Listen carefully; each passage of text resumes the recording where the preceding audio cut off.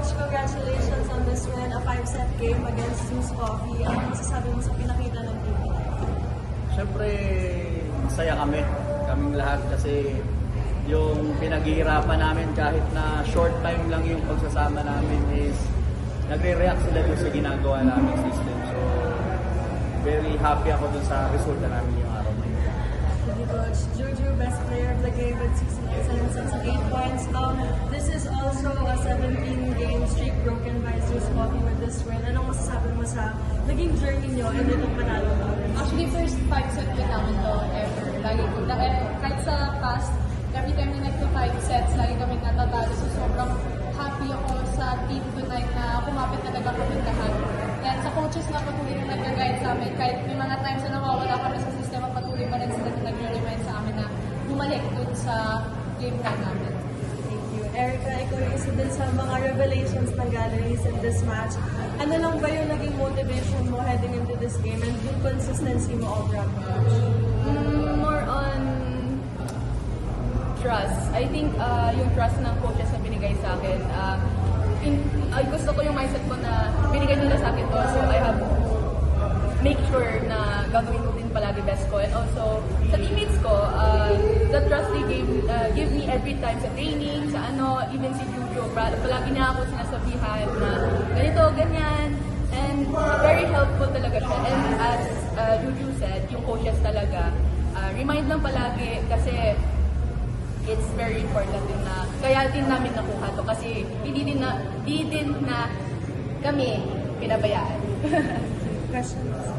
Coach, na maikling panahon niyo po sa team, ano yung attribute na nakita niyo kumbaga na after ilang winless conferences ng team na kaya nilang maging contender na building manalo ng games?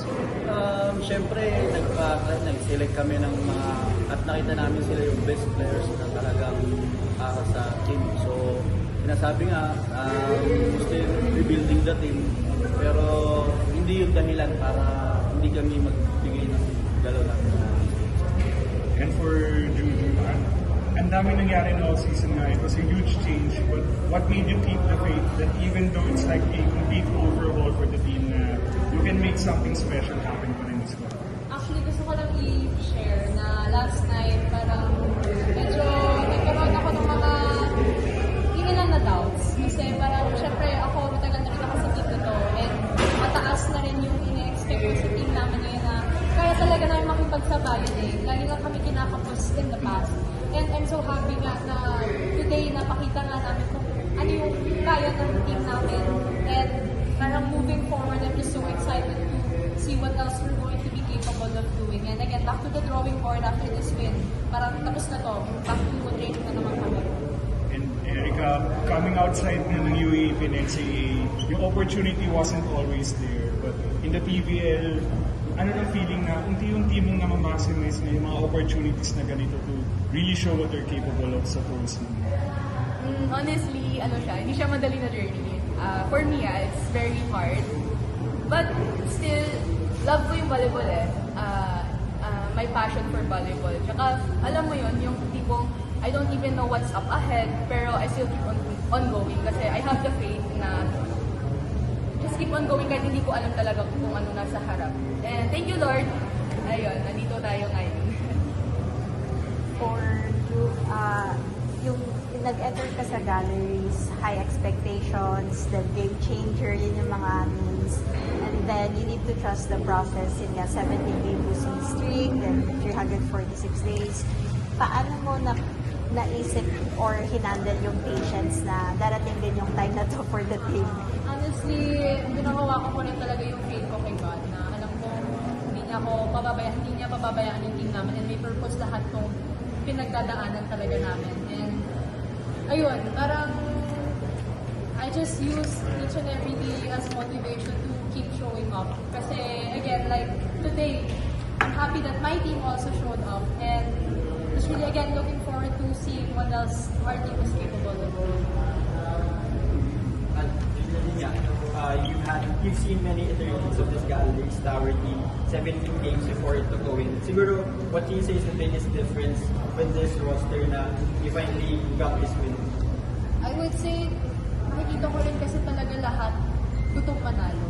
Parang gustong mag-contribute in any way possible. And nakita naman din natin yung today na kahit may hinatak si coach from the bench, everyone was able to contribute.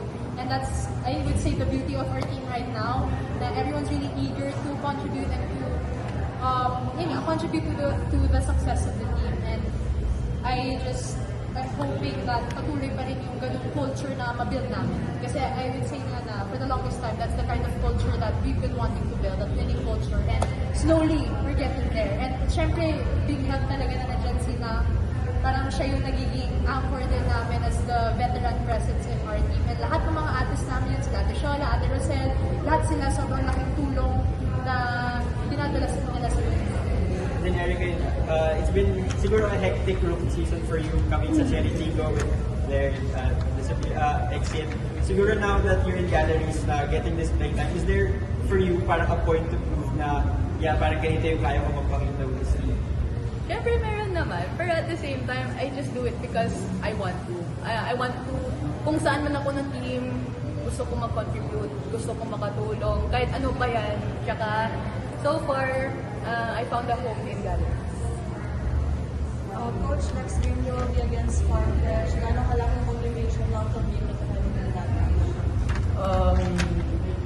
Sabi nga ni Julia, back to drawing board kami muna. So, wala pa kaming ina-expect na win or what. Basta, yung sa amin, we'll stick to the system, hanggang sa manalo kami, hanggang sa makuha na lang namin lahat.